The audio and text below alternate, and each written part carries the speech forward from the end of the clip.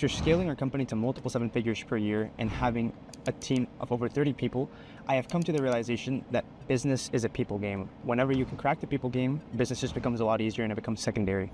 And one of the most important things as to which I've realized in these past years of scaling is that keeping people incentivized and keeping people on board and aligned with your mission is not necessarily something that you can just do with money.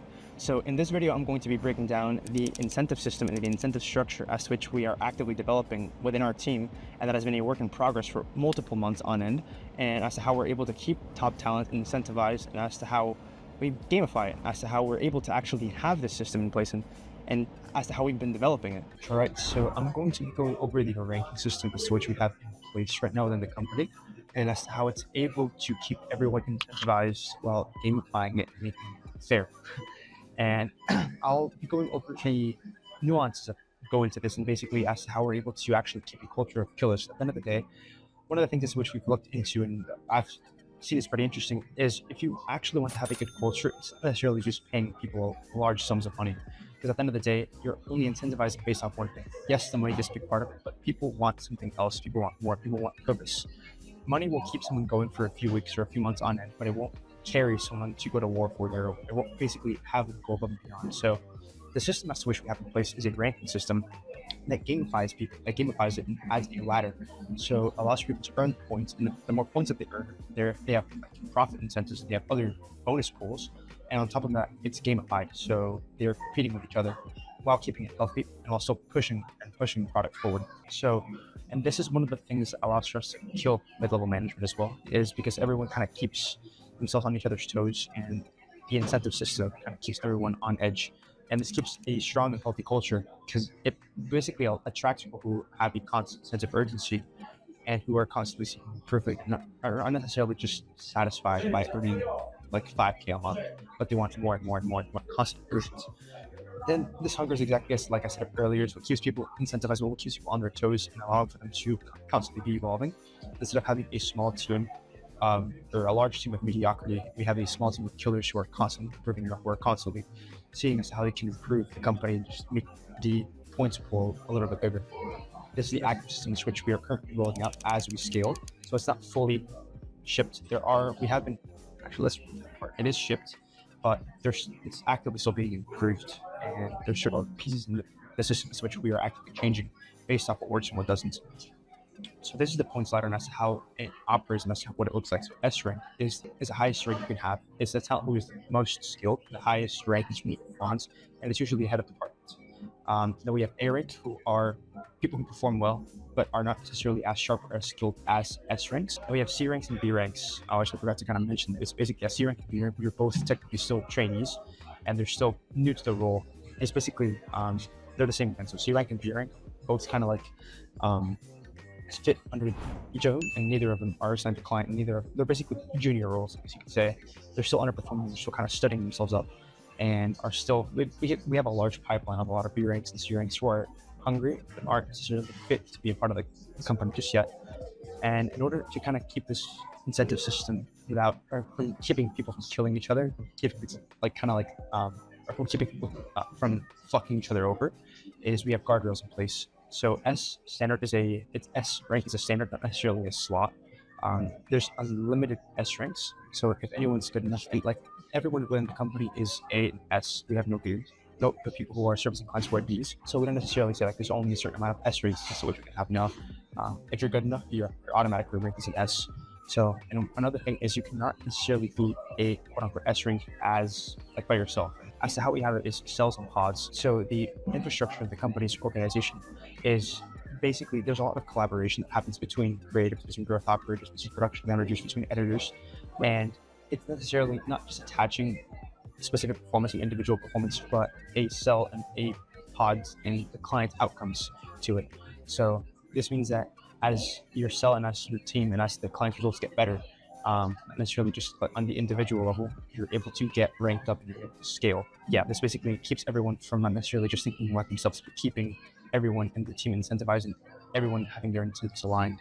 Then there's peer videos as well. So basically people within the company are able to say if this is good or if this is not good. So basically keeps everything public and doesn't necessarily add too much bureaucracy, but adds everyone, gives everyone the incentives in terms of like everyone agrees whenever somebody's really good. And that way, there's not necessarily like, oh, like this guy, he's good, but why the fuck is he in S rank? So it basically allows for everyone to have a say. Then rank carrying duty. So S takes the hardest clients, and they are responsible for training the B ranks and the people who are lower ranked, people who are not as good. And duty does not necessarily an extra score. So the hardest assignments are weighted, and the most responsibility is assigned to these guys. So yeah, and there's a pod incentive slice. So most of this is still like individual, but at the end of the day, there's still a pod incentive that goes into it. So it's small enough that the free rider cannot code. So it's basically, actually, let's cut this part out. That's why I have this part. So yeah, cut the last. And then as to how you get ranked, and as to how, you're probably asking yourself, how is it that we actually rank? So there's a few new things that we go off. It's KPI hit rate. So as to, are you actually hitting the KPIs? How good are the outcomes within your clients? Month over month growth, seeing that. So basically trend lines. If they're just constantly going up in terms of performance, and then we use that to tie to growth. Then we have deliverable quality, actually showing the cause, and having your communications in check, cadence and deadlines being hit, client satisfaction, and we lead in peer review. And then we do monthly reviews. We tally up all the points, and then based off point revisions, we assign everyone their ranks, and then ranks assigned are updated. So there's a lot of nuances for scoring since roles are all different. So obviously we've got creatives, we've got editors, we've got juniors, we've got growth operators, we've got production managers. So not necessarily everyone has the same scoring structure. We do have a equation in place that allows for us to kind of have a number and tied to it, and not necessarily just making it like pure gut. So I'll be going over the growth operators equation that we have in place so that we can make it so that it's not necessarily just judged by one person, but we actually have math and numbers tied to a person's performance. So right now it's points per client. So the growth operator's points per client goes off of conversion rate change. So this triangle is changed times 0.6 plus lead growth percentage times 0.4, and then this is under pen browse, and then it's got a multiplier by phase. So if a client is brand new, they basically count for more and count as an amplifier times the retention gates. And then the conversion rate change, this period's conversion rate minus the last period's conversion rate. So it's basically a percentage point that is cumulative, and then we go off that. We have lead growth percentage, so leads this minus leads last divided by leads last times 100.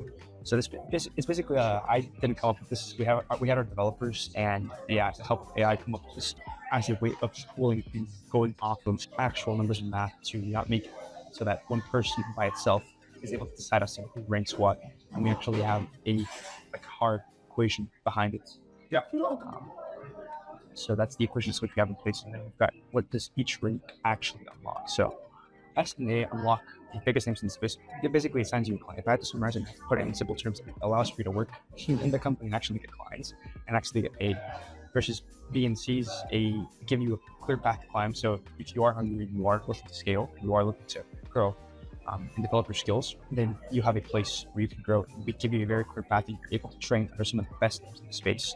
And this is a place where basically a lot of the young entrepreneurs can go to learn and to grow without having to pay. Because a lot of the times what we see now is in the info product space, you like Iman Ghazi, for example, so you have to pay by their courses, and you have to kind of go and watch YouTube videos. So the way as to how modern day information is structured is you kind of have to figure it out for yourself.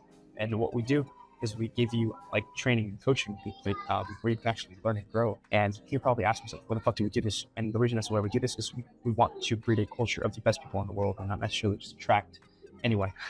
And we want to breed them from the ground up. That's how we've done with a lot of our good talent, is we breed them from the ground up, including myself. We basically give people a place to climb. So obviously if you're S and you're good enough, you automatically get assigned clients, and you're able to basically just fucking work with us as a company and join the company of founders. Whereas how we're actively working, we're changing and are shifting as to how content and media is consumed by helping share the large stories of the largest founders. The gap between both of these usually comes down to two main things: it's motivation and time in the industry. And then I'm going to go over as to why this replaces management just keeps people on their toes and constantly incentivizes people to become better and better and better. Is the rank is public to everyone, who's everyone's rank. Status and money are on the line, so if you're good enough, you will get paid, you will have a place to go, you will make money. And then this causes people to push themselves to level up, and they manage themselves, and this keeps people on their toes. So yeah, I'm going to go over as to why this breeds killers, and the main four things that apply to this that allow for a culture to be full of founders, full of killers, It's because the rank is public. Everyone knows everyone's rank. Everyone knows how good somebody is, and it's public. So we're not hiding anything. Yeah. And status and money are on the line. The better that you are, and yeah, the more skilled you are, the more points you earn, which allows for you to have bigger incentive, bigger bonus, and on top of that, you're able to get assigned clients. And you basically just have prioritization, and you have more. Basically, have more on the line, you could say. And then this allows people to push themselves constantly level up. It gives people a very clear roadmap, a very clear line of direction and speed that they need to take to improve. That way, they're not necessarily just flying by. This gives people a place and basically it ties their incentive structure to things that they can actually control, versus which I see a lot of companies do is they tie incentive structures to things that a lot of groups can't control. And this kind of breaks that, and this allows for us to have a culture of privilege constantly improving, constantly zero. A lot of the times, I see, obviously this is still being improved, this is still being rolled out, but one of the things that I personally foresee happening is a lot of people leaving because they will get to the point where they will develop themselves in such a way that people will want to go and start their own thing. That's completely okay by me. And as to how we've been structuring the company founders is we want people to develop themselves to a point where they are so good that they are able to go out there, start their own things, and just push society forward, push these agencies as a whole. And there's re-ranking cadences that allow for us to be able to constantly change and not necessarily stagnating it. So it's every month we're out to pull things and we're able to get performance reviews, ranks to reset, incentives adjust, climbers rise, slippery shopping. If you're shit, you immediately call it out, and then trainees get path up. They have somewhere to scale. So yeah, rank is permanent. That's what keeps this incentive structure alive by pulling points and giving everyone a very clear path on us what to do to scale and to grow personally, as to how their personal growth ties to the company actually scaling. And one of the key rules for this is this only works for top talent who are actually hungry. Because on a weak team, a team of a bunch of people who are mediocre and who just want to earn base salary, all this is going to do is just rank and formalize mediocrity, and it's just going to stagnate stuff. So the first thing, the most key and the most important thing is actually finding the top talent in the world, being able to breed it, being able to attract the best people in the world. So if you are interested in seeing as to how that works and as to how we do it at our company, you can watch this video next.